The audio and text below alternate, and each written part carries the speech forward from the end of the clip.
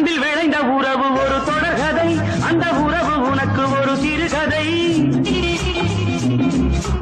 அன்பில் விளைந்த உறவு ஒரு தொடர்கதை, அந்த உறவு உனக்கு ஒரு சிறுகதை.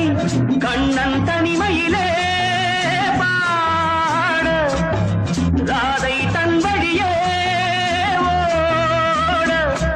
இந்த பிரிவை தாங்குமோ என் மனம்? ஒரு நூலில் ஆடுகின்ற ஊஞ்சல் போன்றதடி, நாடும் மாறுகின்ற உன் மனம். எனக்கென்று புரிந்தது எவள் என்று தெரிந்தது.